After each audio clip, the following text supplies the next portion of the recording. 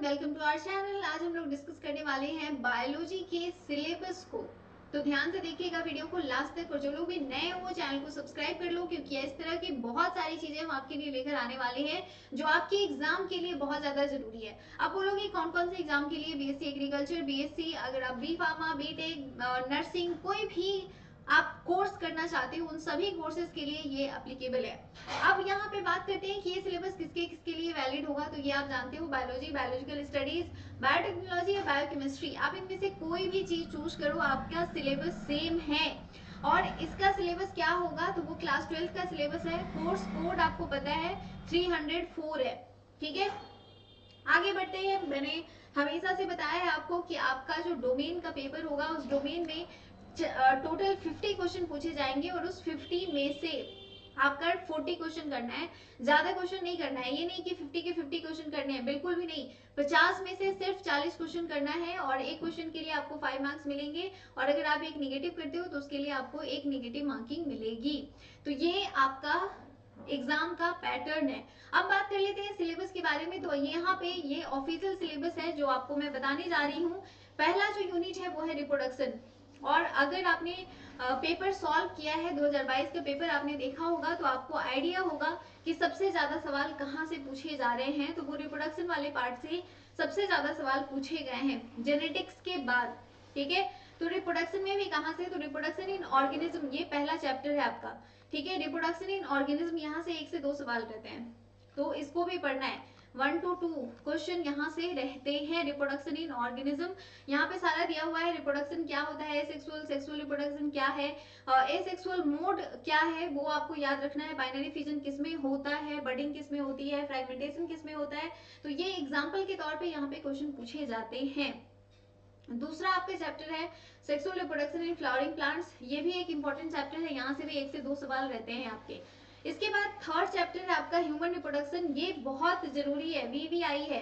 Human reproduction से आपके 3 से 4 सवाल रहते हैं, तो ये ध्यान रखोगे कि ह्यूमन रिप्रोडक्शन आपके लिए सबसे ज्यादा, सबसे इंपॉर्टेंट, मतलब इस यूनिट में अगर आपको सबसे ज्यादा किसी चैप्टर पे फोकस करने की जरूरत है तो वो है आपका ह्यूमन रिप्रोडक्शन। इसके बाद अगला जो चैप्टर है वो है आपका रिप्रोडक्टिव हेल्थ, यानी कि फोर्थ चैप्टर, और इससे भी 1 से 2 सवाल रहते हैं। ठीक है, 1 से 2 सवाल। तो अगर टोटल ओवरऑल आप रिप्रोडक्टिव पार्ट देखोगे, यानी कि ओवरऑल अगर आप रिप्रोडक्शन को देख रहे हो, तो इसमें सबसे ज्यादा आपके जो सवाल पूछे जाते हैं वो ह्यूमन रिप्रोडक्शन से पूछे जाते हैं, और टोटल 5 से 6 क्वेश्चन इस यूनिट से रहते हैं। तो ये आप इसको इग्नोर नहीं कर सकते हो, और इसमें जो भी चीजें हैं उन सभी से आप क्वेश्चन देखोगे और आपको मिलेगा। अगर आपने अच्छे से पढ़ा है तो वेरी गुड, अगर आपने पढ़ाई अच्छे से नहीं की है तो अभी भी आपके पास टाइम है। कहाँ से पढ़ोगे? तो आप एनसीईआरटी से पढ़ोगे, न्यू वाली नहीं, ओल्ड वाली एनसीईआरटी से। ठीक है, क्योंकि न्यू वाली में बहुत सारी चीजें कट कर दी गई है, तो न्यू एनसीईआरटी से बिल्कुल नहीं पढ़ोगे। जब भी आप कोई भी चीज मैं एनसीईआरटी पढ़ने के लिए बोलूं, तो इसका मतलब ये है कि आपको ओल्ड एनसीईआरटी लेना है, ओल्ड एनसीईआरटी से आपको इसकी पढ़ाई करनी है। ठीक है, तो ये आप ध्यान रखोगे। तो ये पहला यूनिट है, पहले यूनिट से कम 5 से 6 सवाल रहते हैं, जिसमें 3 से 4 सवाल आपके ह्यूमन रिप्रोडक्शन से होते हैं। बार बार रिपीट कर रही हूँ, एकदम रट्टा मार जाओ, याद कर लो। ये पीडीएफ आपको टेलीग्राम पे मिल जाएगा, टेलीग्राम का लिंक डिस्क्रिप्शन में दिया हुआ है, वहां से आप ज्वाइन कर सकते हो, या आप व्हाट्सएप ग्रुप ज्वाइन कर सकते हो, वहां से भी आपको ये पीडीएफ मिल जाएगा। अगर आप एप्लीकेशन डाउनलोड किए हो तो वहां पे भी मिल जाएगा। तो कहीं से भी आप इस पीडीएफ को लेके पढ़ सकते हो, रख सकते हो, प्रिंट आउट करा के रख लो, या फिर आप एक नोट बना लो कि कहाँ कहाँ से क्वेश्चन पूछे जा रहे हैं। इसके बाद दूसरा यूनिट है हमारा genetics and evolution, the most important chapter. ठीक है, मोस्ट वीवीआई, ये एम वीवीआई आप इसे कह सकते हो, मतलब सबसे ज्यादा सवाल पूछे जाते हैं जेनेटिक्स से। तो जेनेटिक्स में पहला हेरिडिटी एंड वेरिएशन, यहाँ से 3 से 4 सवाल रहेंगे।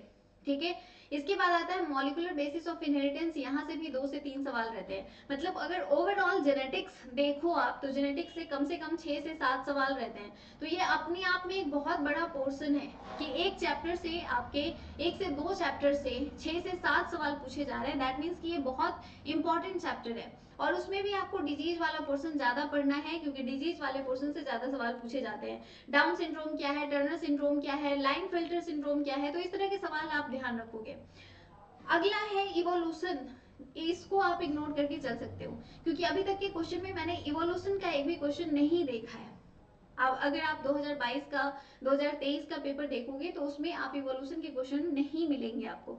तो इस चैप्टर को आप इग्नोर कर सकते हो। अगर बच्चे पूछते हैं ना कि मैम कौन कौन सी चैप्टर पढ़ें कौन सी नहीं पढ़ें, तो मैं आपको सजेस्ट करूंगी कि जेनेटिक्स वाले यूनिट में आप जेनेटिक के दोनों चैप्टर को बहुत अच्छे से, जितनी ज्यादा अच्छे से आप पढ़ सकते हो उतनी ज्यादा अच्छे से पढ़ो।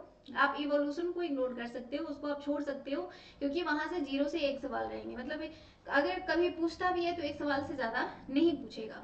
अगला जो चैप्टर है बायोलॉजी एंड ह्यूमन वेलफेयर, ये भी एक वीवीआई यूनिट है।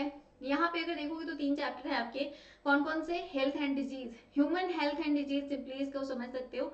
तो यहाँ से क्वेश्चन रहते हैं, 2 से 3 क्वेश्चन यहाँ से रहते हैं, तो ये आपको बहुत अच्छे से पढ़ना है।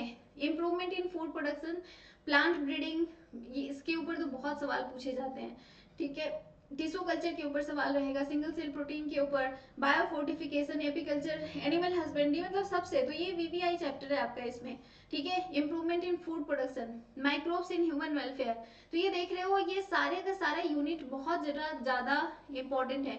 मतलब जेनेटिक्स के बाद अगर सबसे ज्यादा कोई चैप्टर पढ़ने की जरूरत है आपको तो वो ये तीनों चैप्टर है, human health and disease, improvement in food production, microbes in human welfare, इनको आप अच्छे से पढ़ोगे, ठीक है। तो ये 3 चैप्टर हो गए, जेनेटिक्स में 2 चैप्टर, ये 5 चैप्टर अगर आप पढ़ लेते हो ना तो आपके 10 से 20 सवाल, मतलब 20 क्वेश्चन आप इजिली कर सकते हो, ठीक है। इसके बाद है आपका बायोटेक्नोलॉजी एंड एप्लीकेशन, अगर आपने ये नहीं पढ़ा है तो आप इसको इग्नोर कर सकते हो, ठीक है। अगर आपको बिल्कुल भी समझ में नहीं आ रहा है तो आप इसको इग्नोर करके चल सकते हैं, इसको छोड़ दो पूरा, ठीक है, क्योंकि यहाँ से 1 से 2 सवाल रहते हैं, बहुत ज्यादा सवाल यहाँ से नहीं पूछे जा रहे हैं। कुछ टेस्ट वगैरह से सवाल पूछे जाते हैं, जैसे एलिसा टेस्ट किसके लिए करते हैं, पीसीआर किसके लिए करते हैं, तो इस तरह के क्वेश्चन रहते हैं। तो आप बायोटेक्नोलॉजी एप्लीकेशन इसको आप छोड़ सकते हो, ठीक है। इकोलॉजी एंड एनवायरनमेंट, ये भी वीवीआई है। देखो 5 यूनिट हैं टोटल आपके, और इस 5 यूनिट में अगर आप देखो तो 5वें यूनिट में आपका 4 चैप्टर है, ये चारों चैप्टर भी इंपॉर्टेंट है।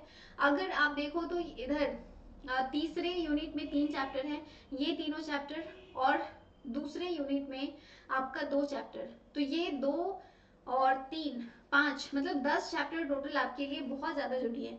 टोटल अगर देखोगे तो 16 चैप्टर्स आपके होंगे, 16-17 चैप्टर होंगे, और इस 16-17 चैप्टर में से 10 चैप्टर आपको बहुत अच्छे से पढ़ना है। 10 में से आपके 30 क्वेश्चन, 40 क्वेश्चन आपको जो करने हैं वो आप इजिली कर पाओगे। 30 क्वेश्चन मैंने क्यों कहा ये मैं बताती हूँ, क्योंकि 10 क्वेश्चन आपके जो है वो पैसेज से पूछे जाएंगे, और पैसेज तो दिया हुआ रहता है तो वहां से आप कर सकते हो। तो ये 10 क्वेश्चन की टेंशन नहीं लेनी है, टेंशन लेनी है 30 क्वेश्चन की। जो 30 क्वेश्चन आपसे पूछा जा रहा है उसका ज्यादा टेंशन लेना है। अब इकोलॉजी एंड एनवायरनमेंट में आप देख रहे हो ऑर्गेनिज्म एंड एनवायरनमेंट, ठीक है, इकोसिस्टम, इसके बाद है biodiversity and conservation and environmental issues. तो इसमें कौन सा सबसे ज्यादा जरूरी है, तो इसमें है बायोडाइवर्सिटी, कंजर्वेशन, और इसके अलावा एनवायरमेंटल इश्यूज, ठीक है। ये दोनों चैप्टर इसमें ज्यादा ध्यान देना, ज्यादा पढ़ना, क्योंकि इन दोनों चैप्टर से कम सवाल रहते हैं, लेकिन इन बायोडाइवर्सिटी, कंजर्वेशन और एनवायरमेंटल इश्यूज इससे ज्यादा सवाल होते हैं। तो आपको एक ब्रीफ एनालिसिस के साथ मैंने सिलेबस बता दिया है, यही है आपका ओवरऑल सिलेबस। आप चाहे कोई भी कोर्स कर रहे हो, बीएससी नर्सिंग कर रहे हो, बी फार्मा कर रहे हो, आप बीएससी एग्रीकल्चर कर रहे हो कि सिंपल बीएससी कर रहे हो, सबके लिए एक ही सिलेबस है। इनफैक्ट अगर आप बायोटेक्नोलॉजी, बायोकेमिस्ट्री या बायोलॉजिकल स्टडीज कोई भी चूज करो उसके लिए भी आपका यही सिलेबस है, तो ये आप ध्यान रखोगे। तो आई होप कि मैंने सिलेबस को काफी अच्छे से आपके लिए यहाँ पे बता दिया है, काफी अच्छे से मैंने डिस्कस कर दिया है। अगर फिर भी कोई प्रॉब्लम हो तो आप मुझे बता सकते हो कमेंट करके। एक और चीज आपके लिए मैं बता दूं, अभी हमारी ऑफर चल रही है और आप इसे ज्वाइन कर सकते हो। ये हमारा कोर्स है बीएससी एग्रीकल्चर और बीएससी के लिए। अगर आप बीएससी नर्सिंग की भी तैयारी कर रहे हो उसके लिए भी हमारी कोर्स आपको अंडर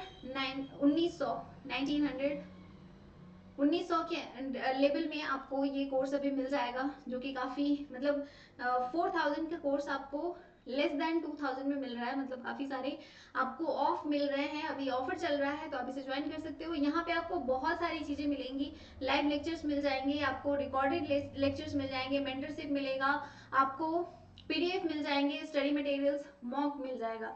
तो इतना सारा कुछ आपको यहाँ पे मिल जाएगा सिर्फ 1900 रुपीज में। तो अभी आपके पास मौका है, ज्वाइन कर लीजिए। अगर इसके अलावा भी आपको पढ़ाई करनी है तो शाम में 5 बजे यूट्यूब पे लाइव हमारी लेक्चर्स आती हैं, उसको जरूर ज्वाइन कीजिएगा। जो आपके BSc, BSc नर्सिंग, फार्मा, जो भी कोर्सेज आपके उन सभी में बहुत ज़्यादा यूजफुल रहेगा। Thank you so much for watching. Bye for now. Channel को सब्सक्राइब जरूर कर लीजिएगा। मिलते हैं अगले